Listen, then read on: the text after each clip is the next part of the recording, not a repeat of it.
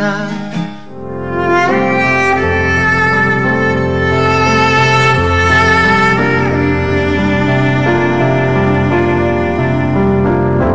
Menghabiskan masa tua tanpa ditemani keluarga bisa jadi bukanlah hal yang diinginkan siapapun.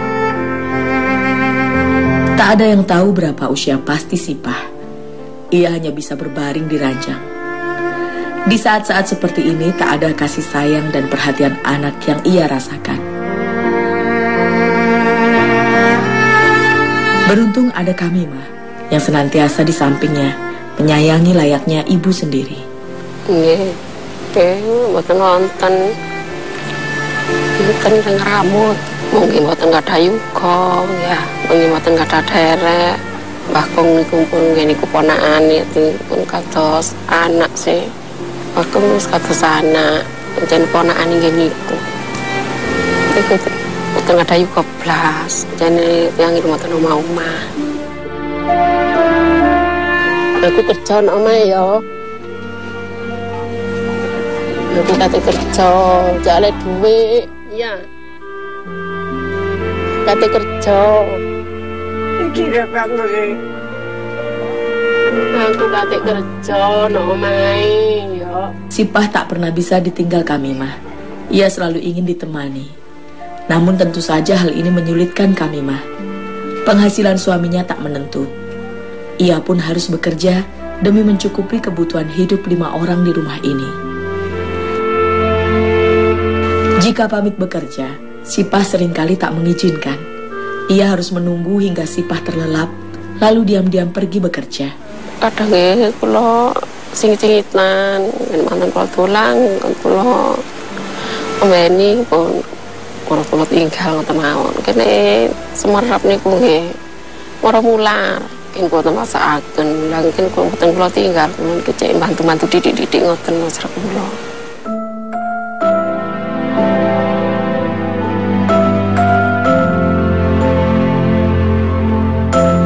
Tega tak tega, perempuan berusia 54 tahun ini meninggalkan Sipah di rumah. Ia pun mencari pekerjaan yang dekat dari rumahnya saja. Dengan begitu, ia bisa sesekali menengok Sipah. Nggih, mboten cekap, baik niku. Iku nggih saenten kerja niku. Terpaksa ya niku, tapi ngantos sekali tahun. Terus ditumuti mbawek niku lumpuh niku. Ini arang kerjanya nggih sesek poten kok sing deket dian niku.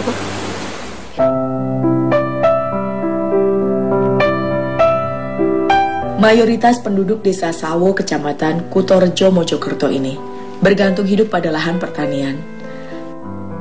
Namun ada satu rumah industri yang memproduksi kerupuk tenggiri. Disinilah Kamimah menjadi buruh serabutan yang hanya dipanggil di saat kerupuk tenggiri banyak yang memesan. Niku nek kadang niku dijak ngoceki gedang, kadang niku ingin glintir niku. Mboten dipanggil nggih sepi ngoten mawon. Nek gedang niku pun cukup sak wargane niku pun mboten manggil kula.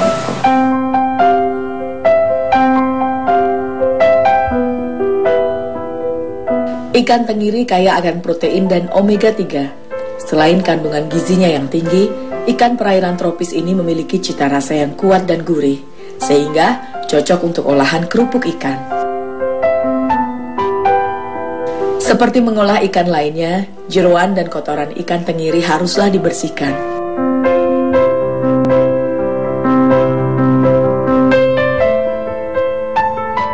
Sebelum diolah menjadi adonan kerupuk, ikan tenggiri harus dikerok dengan sendok. Tujuannya adalah agar daging terpisah dengan kulit dan tulangnya.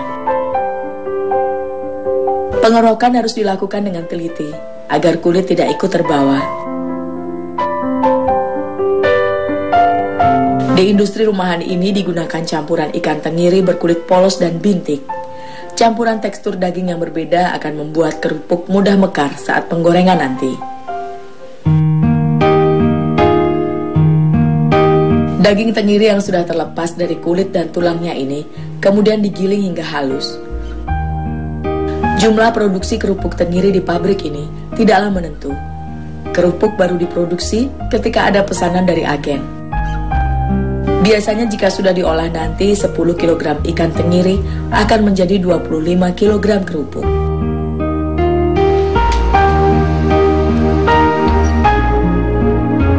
Bahan adonan terdiri dari telur ayam dan gula pasir yang dicampur dengan mixer.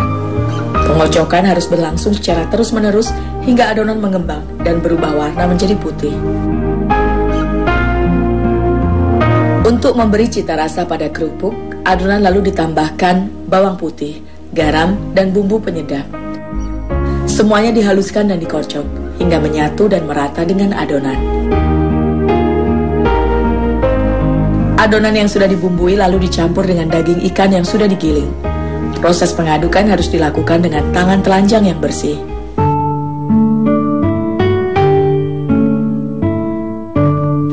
Untuk menjadi kerupuk, adonan ini harus ditambahkan tepung tapioka. Yang perlu diperhatikan adalah penambahan tapioka harus bertahap sedikit demi sedikit sembari terus diaduk. Jika dicampur sekaligus, tapioka tak akan tercampur rata dengan adonan.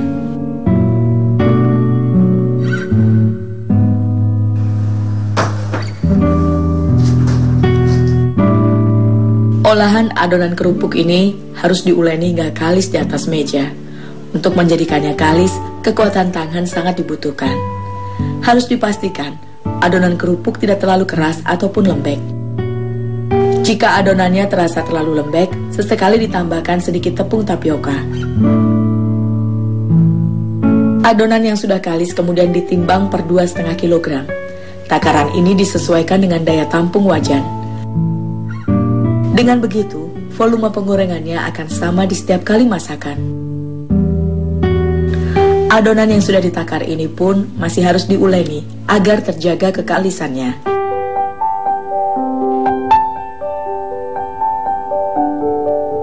Adonan kerupuk tenggiri kemudian digelintir dengan tangan bersih. Proses penggelintiran ini harus dilakukan di atas meja beralaskan triplek. Alasannya adalah triplek memiliki pori-pori yang membuat adonan tidak terpeleset. Sesekali tepung tapioka ditaburkan agar adonannya tidak lengket saat digelintir. Pabrik ini memproduksi dua bentuk kerupuk, yaitu panjang dan bundar. Keduanya memiliki ketentuan penggelintiran yang berbeda. Bentuk kerupuk yang panjang tidak boleh berujung lancip. Ukurannya pun harus disamakan agar tampilan kerupuk bisa seragam. Terlihat mudah memang, namun Kamimah tidak ahli menggelintir yang berbentuk panjang. Karenanya ia ditugaskan menggelintir yang bundar saja. Sing bundar, gelis. Ae kanton ngeten niku kan lek lincip ngono mboten ansal sih. Sing panjang boten patek sae niku lincip-lincip. Nggih kula kali bawa niku wingi pamunah.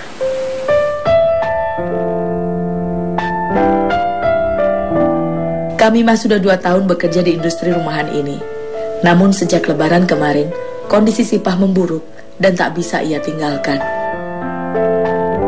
Sayangnya beban Kamimah bukan hanya Sipah.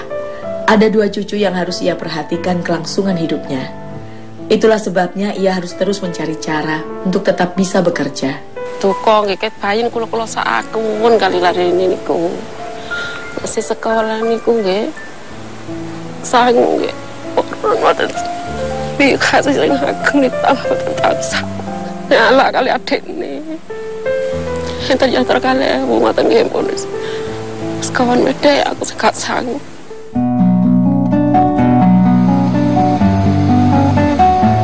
Untuk menggoreng kerupuk dibutuhkan api yang besar dan panas. Api yang terlalu kecil akan membuat minyak meresap ke dalam kerupuk hingga kerupuk itu tidak bisa garing. Namun sesekali api dibesarkan ataupun dikecilkan. Teknik ini berjalan naluriah saja dan disesuaikan dengan kondisi kerupuk yang sedang digoreng. 10 hingga 15 kilo minyak goreng dibutuhkan untuk setiap kali penggorengan. Selama proses penggorengan, kerupuk harus terus diaduk agar matang merata. Warna kerupuk yang kuning kecoklatan menjadi pertanda bahwa kerupuk tenggiri sudah matang. Minyak panas bekas penggorengan tadi harus diserok dan ditempatkan dalam wadah. Jika tidak, kerupuk akan mudah gosong. Padahal bagian dalamnya belum matang betul. Untuk penggorengan selanjutnya, minyak kemudian diganti dengan minyak baru dan ditambah dengan minyak bekas penggorengan yang sudah dingin.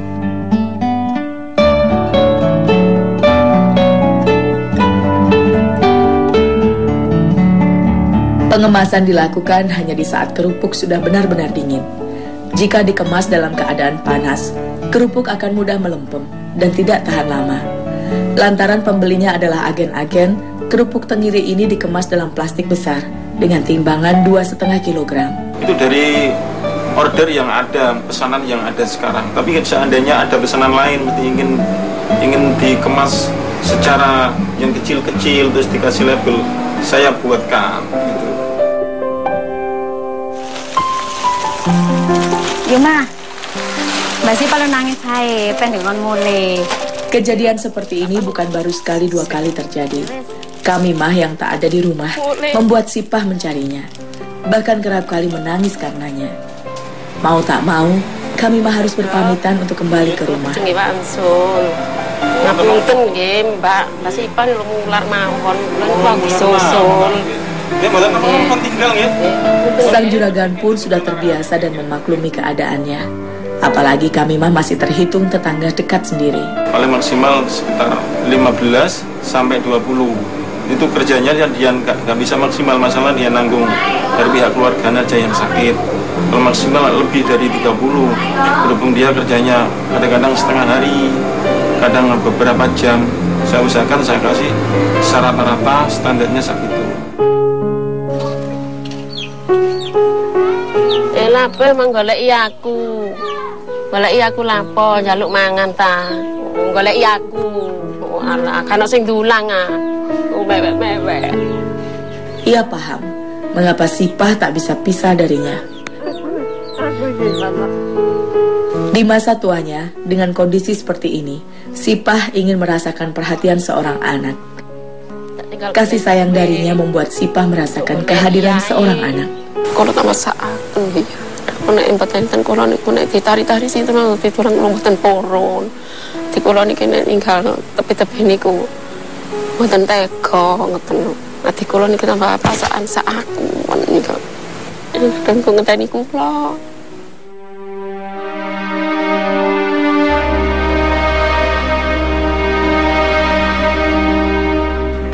Usianya sudah begitu senja. Giginya yang sudah rontok seiring dengan usia pun membuat Sipah makan seperti bayi. Karpet mungkin di lontong nih, kalau mau sakit membahas lontong yang sekarang pulau wajak sak lembuti ngeten kali sendok. Kados tulang lari bayi niku. Ngoten roti, jakani roti, jakani nenten niku lontong.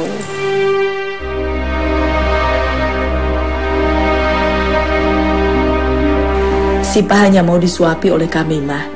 Jika ia tak ada, Sipah biasanya akan menunggu hingga Kamimah pulang dan merawatnya seperti biasa.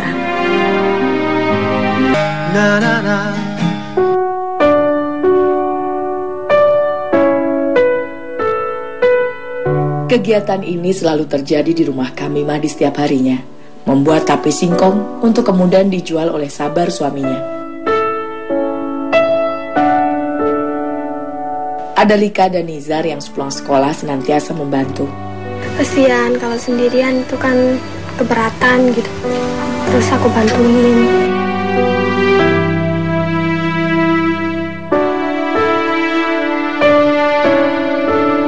Lika dan Nizar adalah 2 cucu tanggungan Kamimah dan Sabar. Sebenarnya 2 anak ini bukanlah cucu kandung mereka. Cucu ponaan, bapak ini pula ponaane bakung. Ngoten ditinggal tilar ibu ini ku tasih alit niku ini ku ditumbut kula niku lak ngoten sih lak rene niku di sak cincin niku mboten purun mboten.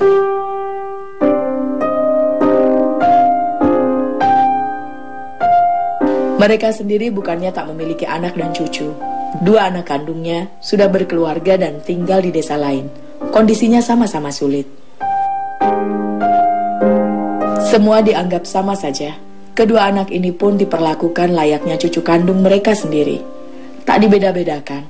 Bahkan Lika dan Nizar adalah alasan mengapa Sabar dan Kamimah semangat bekerja hingga hari ini. Ini karena kamalangannya lebih kurang kan, tetap buatan keberatan. Yang terlawan rezeki ini dia. Balik. Bentar. Sudah tugas seorang suami untuk pergi mencari nafkah, meraih berkah untuk keluarga di rumah. Hanya saja kondisi Sabar yang sudah ditempa kerasnya hidup sedari kecil membuat Kamimah didera haru setiap kali suaminya itu pergi bekerja.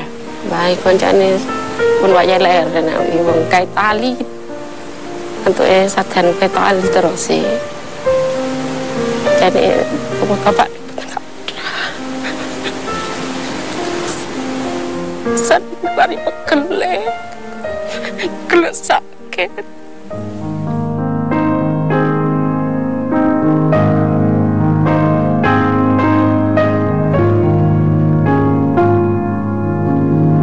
Mengalahkan rasa pegal, pria berusia 60 tahun ini setiap harinya berkeliling menyambangi desa-desa. Berharap ada uang 1.000 atau 2.000 rupiah untuk setiap porsi es tape buatan sang istri. Saat ini, Sabar merasa semakin sulit membuat es tapenya habis terjual. Kadang kelar, kadang boten. Dia suka tentang tiang. Enggak cekapan. Kadang itu tosok. Kadang itu bisa kansal, kadang selangkung, kadang mesti, kadang yang longsor, kadang yang boten, yang pertama, kadang sepen rame.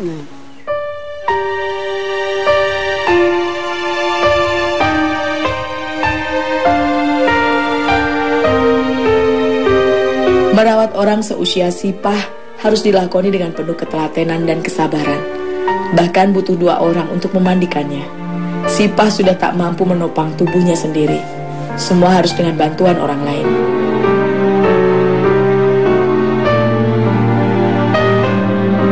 Sipah bukanlah ibu kandung Kamimah. Baginya Sipah adalah amanah yang dititipkan Tuhan untuk ia rawat dengan penuh kasih sayang. Wis mboten dicicik belas nggih pun ya napa kaya niku nggih Mbak Kakung sih.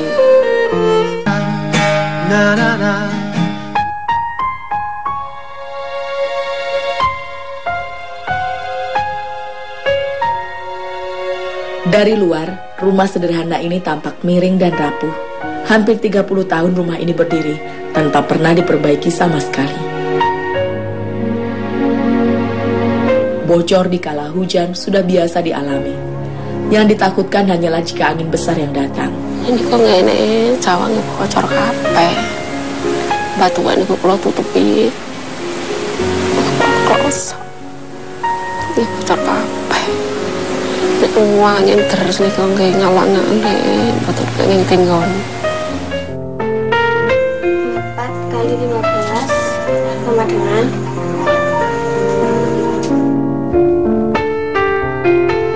adalah pilihan Lika dan Nizar untuk tinggal bersama Kamimah dan Sabar, meskipun dengan segala keterbatasan yang ada.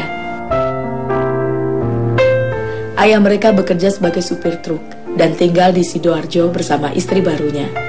Sang ayah sering menengok, terkadang membawakan uang, terkadang tidak. kasihan, nggak pernah kayak minta apa-apa sih, pengen minta apa, tapi kan Mbak itu ya saya mikir kalau Mbak itu nggak bisa lah, kalau beli ini itu nggak mungkin bisa tercapai gitu. Jadi ya udah, kalau aku minta apa-apa ya aku tahan dulu gitu sampai punya uang, nggak pengen ngebebani kehidupan Mbak. Jan, belajar apa Jan? Matematika, Mbak. Matematika, diurut balika nggih. Buku kula cek dereng lunas, Mbak. Kurang piro hari ini? 65. 65. Lebaran kapan-kapan. Sebisa mungkin Kamimah menghidupi dua cucunya ini, meski seringkali banyak hal yang harus dikorbankan. Lika dan Nizar pun enggan meminta macam-macam, bahkan untuk tagihan buku yang belum lunas sekalipun.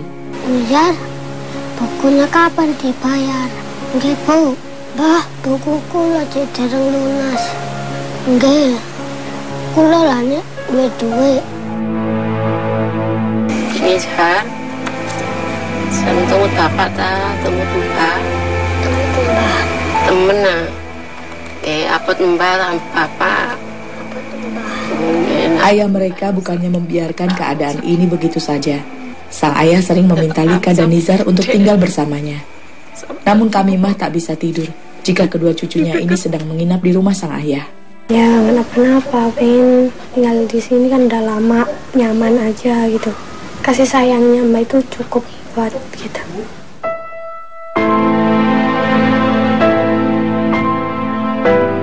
Menjaga amanah Tuhan bukanlah hal yang ringan, namun juga bukan hal yang memberatkan langkahnya. Doa, sabar dan ketulusan adalah penguat dari setiap hal yang dilalui. Oke, muka-muka mawon, kalau diparingi selamat ya Allah. Kalau jajak rambut utuh sahabat ini tiang. Kalau nenek dinang dungo ngoten niku. Ya Allah Gusti, kula tangan panjang umur. Bisa ngerawat putu-putu kula. Kene kula tilar. Sing rawat sinten?